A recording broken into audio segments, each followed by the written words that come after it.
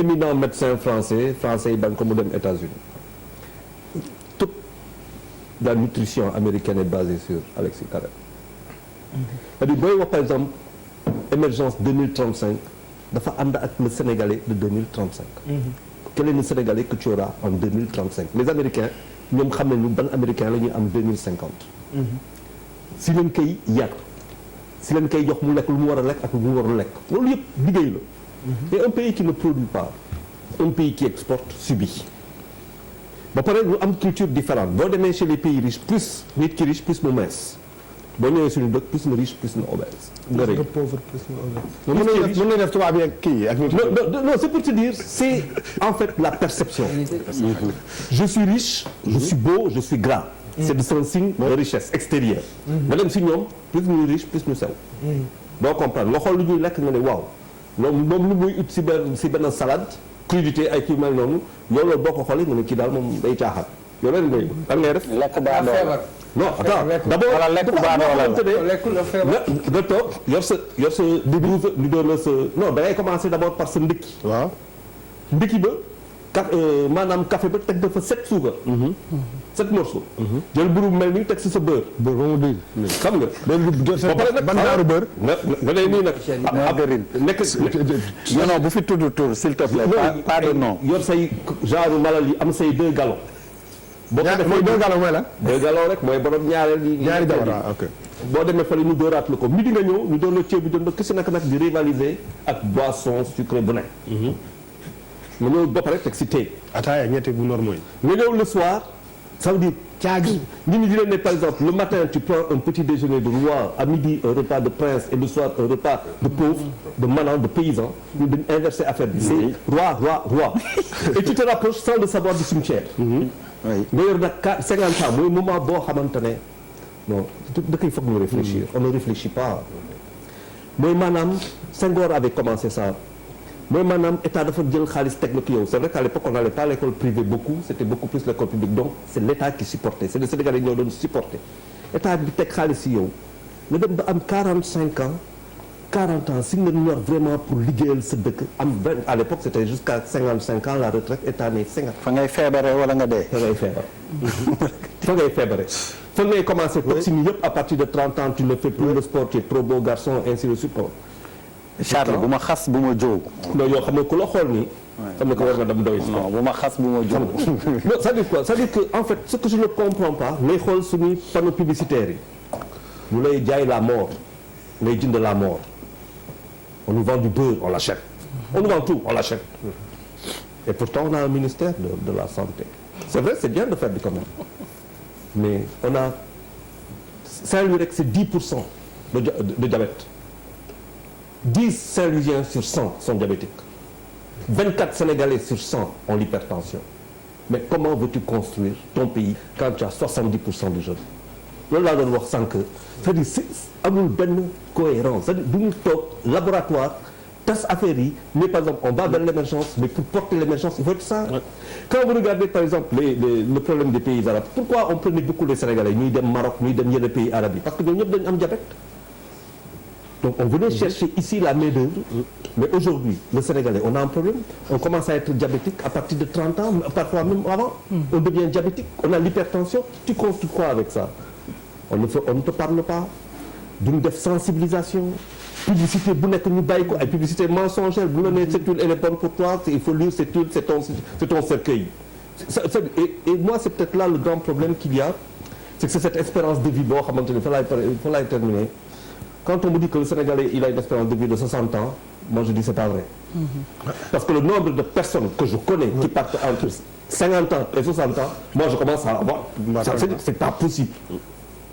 Alors j'avais un ami boo xam ne dafa ma ne Guinée-Bissau à 45 ans tu fais une fête d'enfer parce que les gars qui ont 45 ans se comptent. Et au Sénégal quand on regarde aujourd'hui, moi j'ai peur. bu ma xoolee nii j'ai peur. Alors, Papis Diaw, je te donne avant Pape Djibril. waaw mais j'ai après déglu ko. mais réaction bi nga am en écoutant madame mais je crois que tey ñun comme ceux qui nous suivent sont inquiets. Oui. waaw loolu boo ko déggee nga nekk dans une réalité comme celle-là Charles lu mu wax lii yëpp c'est la triste réalité sauf que j'ai échangé avec un docteur yàggul sur l'espérance de vie 60 ans bi je pense que c'est confirmé xëy na récurrence su dee moo la jege ba nga tiit non c'est un médecin waaw c'est vrai que dee bëri na mais espérance de vie bi il est techniquement confirmé que Sénégalais macha allah alhamdulilah si loolu benn mooy dama mës a aussi comme on a des techniciens ils vont nous éclairer seen affaires yi benn confirmation médicale ci insuffisance rénale docteur confirmé ma dans le cadre d'une émission de TFM ci teeru bi et tout ñu wax ne bouillon yi ni ko madame waxee moo tax ma ne j'ai eu peur mais dafa confirmer li ma docteur wax ci wàllu boobu ci benn cadre liggéey bouillon yi ñooy causé quasiment lu gën a bëri direct ci insuffisance rénale mooy feebar rognon waaw loolu dëgg la gars yi bëgguñu wax ko mais dëgg la moo tax man gis naa ay pères de famille yoo xamante ni dañu jël l'histoire parce que au-delà de rognon bi même sur le plan balma sexuel si wàllu góor am na ñuy wax ne dafay wàññi góor sax si benn côté ba tax man gis naa des Sénégalais man j'ai vécu hors de Dakar ñu dem dans le cadre d'un documentaire fi ñu daloon borom kër gi ba quartier bi finalement c'était à Daara Jolof ñu xamal ñu ne tout le quartier amul benn kër bu fay togg benn bouillon dafa dem nekk benn genre slogan paye jël ko en charge imposer ko famille yi ñu koy dund bouillon du fa amati les femmes l'ont compris oui madame bon doon naa def benn émission ça fait 7 ans 8 ans bi ma ko doon def benn pa moom moo depuis Daara Jolof moi je ma ñoom duñ koy utiliser ndax buy tàpp xar bi ñett lay utiliser droit pa bi moo ko en direct ñëpp di dégg Sénégal ça fait 8 ans non man fanaan naa ci quartier bi di liggéey ci Daara Jolof exactement Daara Jolof muy wax du kër gi rek du kër gi rek il y a des télés sur ça mais c'est vrai c'est vrai docteur nga ni ñaata lay tapé droit en direct donc le Sénégal donc kon xam nga ne ça fait 8 ans kon tu sais bien que je n'invente pas ce que je dis donc moo tax ma ne c'est la sensibilisation c'est des faits yoo xam ne da nga koy dund lu la nettali nga xam ne ñii gëm nañ ko parce que réalité la leneen li moom mooy ñu bàyyi docteur mu xëy de compléter parce que on veut pas monopoliser la parole mais nous sommes très anxieux c'est mooy docteur kañ dañuy déglu ba pare après doonañu tontu mais bu yow mënoo contrôler parce que balaa nga wax foofu même jigéen bu ëmb di foofu lay commencer nga koy lekk li may c'est scientifique de neurones xale yi neurones bopp bi xale bi fa lay commencer fekk mu nekk petit génnegul sax foo commencer problème waaw ñoo ko déglu docteur allemand bi ko interdit bu yàgg fan à l'école Thaïlande ok à l'école boobu yàgg na ko interdit foofu moom allemand bi c'est que dama bëgg a attirer attention sénégalais yi ci benn affaire ceebu jën yàggul biñ ko créé 1800 ay 1880 Penda Mbaye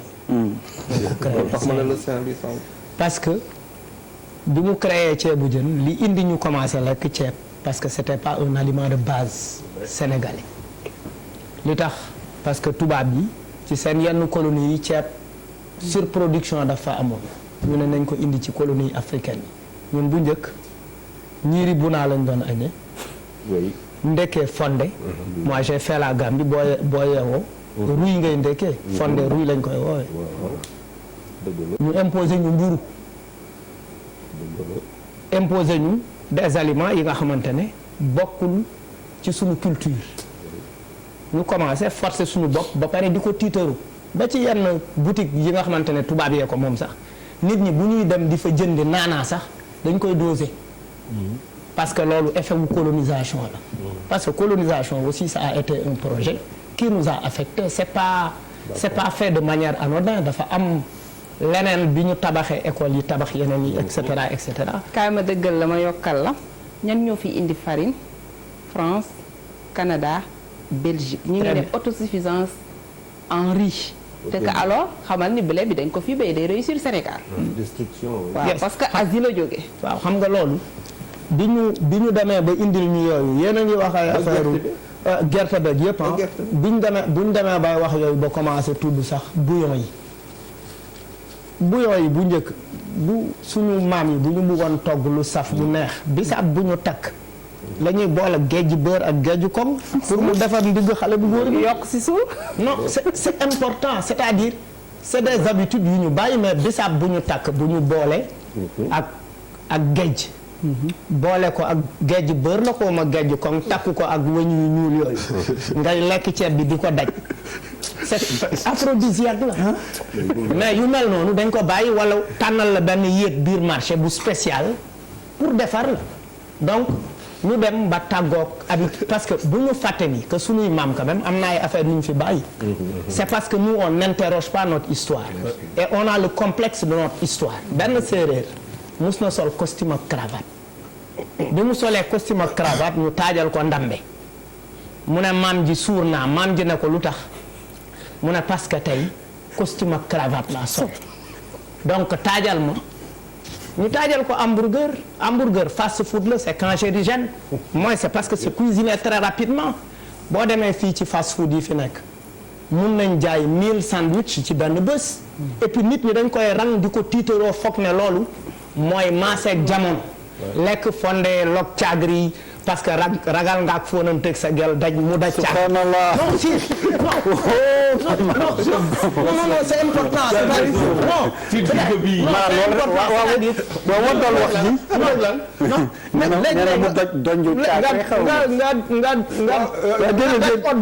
c'est-à-dire dafay fóon sa gel mën na la fóon daj ci hot dog parce que rus nañoo lekk caagri fondé mais mal non même moment préparé dans les hôtels ay fondé ay caakiri yooyu du ñu am complexe boobu lan lañ lay préparer. mais effectivement c'est ce que je te dis c'est-à-dire dama ne lépp histoire la. tu as raison. beneen mbir bi ci topp. boo demee ci koñ yi foofu la gën a grave ay Baylaay ay Pikine ci Carrefour yi da ngay ñëw benn maire di la jaay ñu tàllal mburu bi ñu dagg miche bi def ci spaghetti. def ci ketchup. def ci mayonnaise waa ji ngay jaay taxaw di xool affaire bi ne waaye defal ma ci macaroni yow tous ces éléments là et les gens ne se rendent pas compte c'est-à-dire il m'arrive d'observer des scènes comme ça mais après damay tiit quoi boo ko defalul ketchup na waaye lii nga may defal ci ketchup yow waaw dolli ketchup waaw pàccalal ma tout ça ay éléments la yi nga xamante ne c'est petit détail les gens duñ ci bàyyi xel beneen affaire bu ci topp partout dans les télés dans les radios ñu ne la wéy sëriñ nangam day faj nangam médecine traditionnelle bi kenn contrôlé wu ko sunu gars yi topp ci di naan di naan après seen rein yi fattu alors que rein no roño centre d'élimination la 20 000 Sénégalais ñoo am problème mu rein 20 000 Sénégalais ça c'est important. Non, si 20 000 officiellement quoi. officiellement. yooyu noonu yëpp pour man.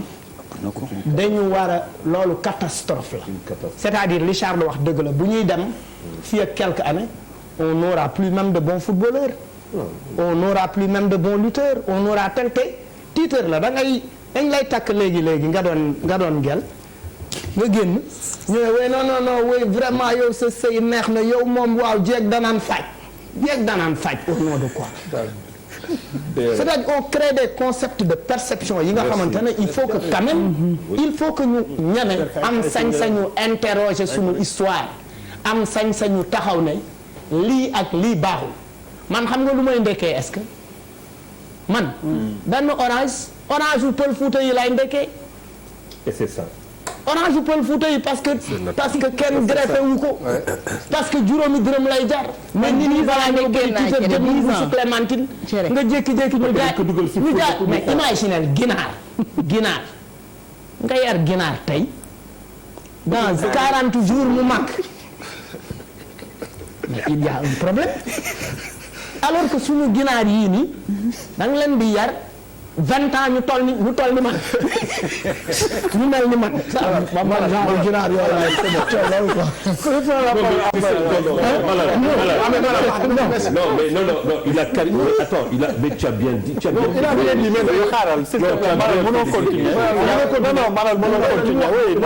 tu as bien fait de dire. Juste balaa may dem ci Pape Djibril